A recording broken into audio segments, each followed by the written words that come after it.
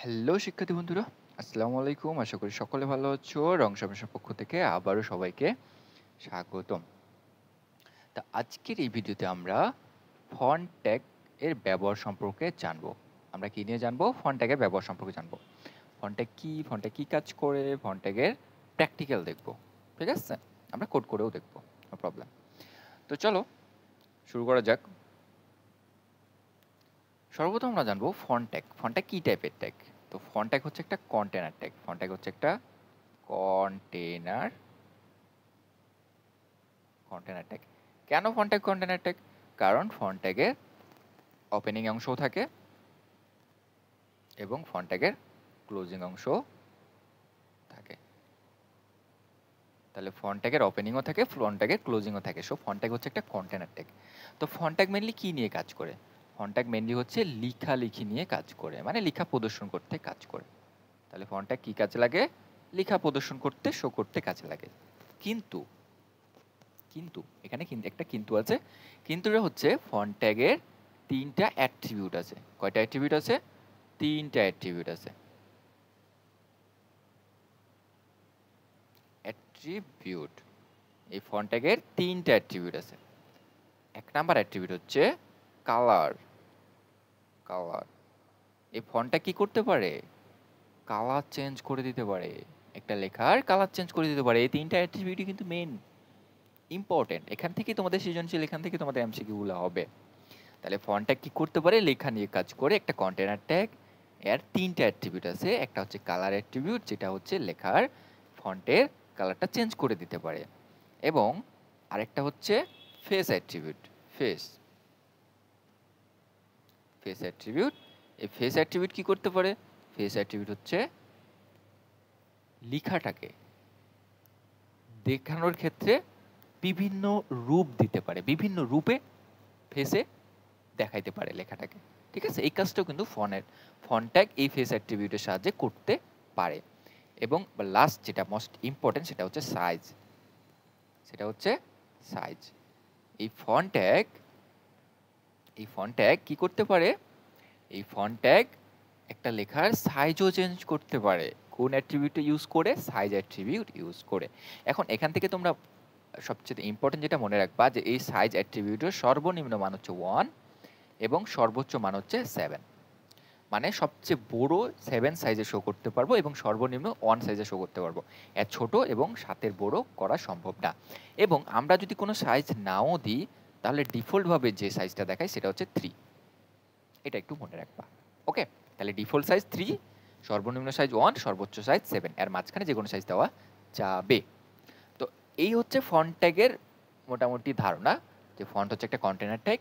এটা লেখা প্রদর্শন করতে সাহায্য করে। এটা একটা লেখার তিনটা রূপ দিতে পারে, কালার চেঞ্জ করতে পারে, ফেস চেঞ্জ করতে পারে, এবং আরেকটা হচ্ছে সাইজ চেঞ্জ করতে পারে। ওকে? তো চলো এবার আমরা হচ্ছে প্র্যাকটিক্যালে চলে যাই। ওকে, তো এখানে আমি একটা এইচটিএমএল কোড লেখার জন্য একটা ভিজুয়াল স্টুডিও কোড ইউজ করতেছি, এবং এখানে একটা কি আছে? একটা ব্রাউজার আছে, ক্রোম ব্রাউজার। ঠিক আছে? ওকে, তো আমরা এখানে কোড করব এবং এখানে সরাসরি প্র্যাকটিক্যাল রান করে দেখব। তো লেটস স্টার্ট। তো সর্বপ্রথম আমরা ফন্টটাকে সাহায্যে একটা লেখা শো করব। ঠিক আছে? তো আমি নিলাম রং সাবমিশন। রং সাবমিশন সেভ করলাম এবং এটাকে রিফ্রেশ করলাম। দেখো রং সাবমিশন লেখাটা কিন্তু এখানে চলে আসছে। ওকে, তাহলে লেখা প্রদর্শন করতে পারতেছে ফন্ট ট্যাগ। এখন আমরা দেখব ফন্ট ট্যাগের ওই যে তিনটা অ্যাট্রিবিউট, ওই তিনটার কাজ। তা আমরা সর্বপ্রথম দেখব ফন্ট ট্যাগের সাহায্যে কীভাবে কালার চেঞ্জ করা যায়।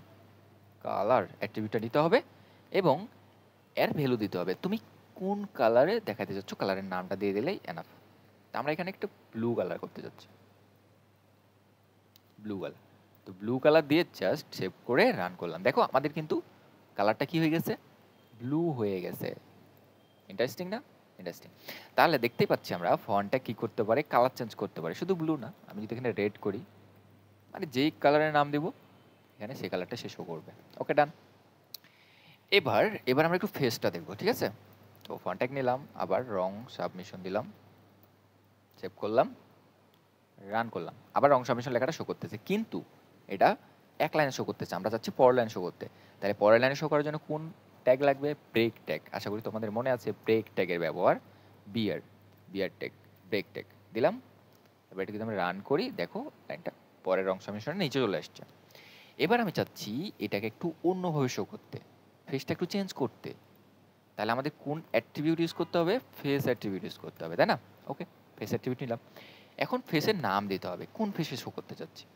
তো এটা আমরা একটু গুগল থেকে দেখে নিব, যে গুগল থেকে তোমরা একটু সার্চ করে দেখে নিতে পারো যে list of font face name. আমি তো এখানে ফন্ট ফেস নেম দিই, এখানে অনেকগুলো ফন্ট ফেস নেম চলে আসবে। আমি এখান থেকে একটা ফন্ট ফেসের নাম কপি করতেছি, এইটা কোরিয়ার, এটা এখানে পেস্ট করে দিলাম। ওকে, এবার ভালো মতো খেয়াল করো, আমি এটাকে সেভ করলাম। এখানে দেখো রং সমিশন লেখাটা কিভাবে শো করতেছে। এবার যখন আমি এটাকে ফেস চেঞ্জ করে কোরিয়ার নাম দিয়েছি, এবার যদি আমি এটাকে একটু রিফ্রেশ করি, দেখো লেখাটা কীরকম শো করতেছে। মজার না? তো এটাই হচ্ছে ফেসের কাজ, আমরা লেখাটা কি করতে পারি? বিভিন্ন রূপে দেখাতে পারি। আমি আরেকটা কপি করি, একটু অন্য দিই, এটা দিই, ভারডানাটা দিই, ঠিক আছে? এই ভারডানাটা দিলাম, সেভ করলাম, আর এখানে একটু রিফ্রেশ করি। দেখো এবার কিন্তু কিভাবে শো করতেছিল, এবার কিভাবে শো করতেছে, চেঞ্জ হয়ে গেছে না? চেঞ্জ হয়ে গেছে। তো এটাই হচ্ছে ফেস অ্যাট্রিবিউটের কাজ। ফেস নাম দিলে যেই ফেসটা তুমি দেখতে চাচ্ছ ওই নামটা দিতে হবে, ওটা শো করবে। এবার লাস্ট ইম্পর্টেন্ট যেটা, সেটাতে চলে আসে, এটা হচ্ছে সাইজ অ্যাট্রিবিউট। সাইজ অ্যাট্রিবিউট, ওকে, এখানে রং সমিশন লেখাটা দেখাচ্ছে। তো সাইজ অ্যাট্রিবিউটটা তোমাদের দেখানোর জন্য আমি আরেকটা লেখা নেব, ঠিক আছে? আমি আরেকটা রং সাবমিশন নেব। ওকে, আরেকটা রং সাবমিশন নিলাম। ওকে, দুইটা এখন সেম দেখাচ্ছে। দেখো আমি কিন্তু কোনো সাইজ দিই নাই, কিন্তু সাইজ তো একটা শো করতেছে, একটা নির্দিষ্ট সাইজে শো করতেছে। তোমাদের যেটা বলছিলাম যে ডিফল্ট সাইজ কত থাকে? 3 থাকে। তো আমি একটু চেক করে দেখি ডিফল্ট সাইজ কি আসলেই 3 থাকে। 3 দিলাম, দিয়ে সেভ করলাম, সেভ করে রান করি। তাহলে যদি ডিফল্ট সাইজ 3 থাকে, তাহলে এইটার রং সাবমিশনের আর এই লেখা রং সাবমিশনের সাইজ মানে সেম দেখাবে। এটা আর এটা সেম দেখাবে। এটাতে আমি সাইজ দিই নাই, এটাতে আমি সাইজ 3 দিয়েছি। এটাতে কিন্তু সাইজ দেওয়া হয়নি, বাট এটাতে সাইজ 3 দেওয়া হয়েছে। যদি সেম থাকে তাহলে মনে করবো হ্যাঁ ঠিক আছে, ডিফল্ট সাইজ 3। রিফ্রেশ করলাম, দেখো সাইজ কিন্তু সেম আছে, কোনো চেঞ্জ হচ্ছে না। কিন্তু আমি যদি এবার সাইজটাকে 3 না করে 4 করে দিই, তাহলে এবার একটু ভালো মতো খেয়াল করবা, দেখো এই লেখাটা একটু বড় হয়ে গেছে। 4 না করে যদি 5 করে দিই, এই লেখাটা আর একটু বড় হয়ে গেছে। এবার যদি আমি সর্বোচ্চ 7 দিয়ে দিই, তাহলে এই লেখাটা সর্বোচ্চ বড় দেখাবে। দেখো যেহেতু মানে আমি এটাকে ছোট করে রাখছি, যার ফলে নিচের লাইনে চলে আসছে। ম্যাটার, তোমরা চাইলে এটাকে একটু এভাবে দেখতে পারো, দেখো কত বড় হয়ে গেছে, তাই না? ওকে, এবার যদি 7-এর থেকে আমি বড় দেওয়ার চেষ্টা করি, যেমন 8 দিলাম, সেভ করলাম, এবার যদি রিপ্লেস করি, দেখো আমার কিন্তু কোনো চেঞ্জ হচ্ছে না। তার মানে সর্বনিম্ন কত হতে পারে? সর্বোচ্চ 7 হতে পারে, আর বড় দিলে আর 7-এর চেয়ে বড় হবে না। এবার আবার 3-তে ব্যাক করি, আবার সেম হয়ে গেছে। এবার একটু ছোট করার চেষ্টা করি, তাহলে 2 দিই, 2 দিয়ে যদি সেভ করি, ছোট। এবার যদি আমি 1 দিই, সেভ করে রান করি, আরও ছোট হয়ে গেছে। এর থেকে কমাইলে আর ছোট হবে না, 0 দিয়ে দিলেও আর ছোট হবে না, এটাই থাকবে, ঠিক আছে? তাহলে সর্বনিম্ন সাইজ 1। এবার আরেকটা জিনিস, সেটা হচ্ছে +1 -1, এইটার যে ব্যাপারটা, +1 দিলে কি হবে? +1 দিলে ব্যাপারটা হবে কি, 3 থেকে 1 বেশি হবে, মানে 4 সাইজের যেটা সেটা শো করবে। দেখো 3 থেকে একটু বড়, এই যেটা এটাতে ডিফল্ট সাইজ ছিল, একটু বড় হয়েছে। +2 দিলে আরেকটু বড় হবে, +2 দিলে আরেকটু বড় হবে, +3 দিলে আরও বড়, মানে 7 পর্যন্ত এভাবে প্লাস করে বাড়াইতে পারো, কোনো সমস্যা নেই। মাইনাস করলে ছোট হবে। তাহলে +1 মানে হচ্ছে 3 + 1 মানে 4 সাইজের, -1 মানে হচ্ছে 3 - 1 মানে হচ্ছে 2 সাইজের। তাহলে +1 -1 এই ব্যাপারটাও তোমরা বুঝতে পারছো। তো আজকের ভিডিও এই পর্যন্ত থাকবে। আজকে আমরা ফন্ট ট্যাগের সমস্ত ব্যাপারগুলো জানলাম। তো ঠিক আছে, ভালো থাকো, সুস্থ থাকো। ওকে, আল্লাহ হাফেজ।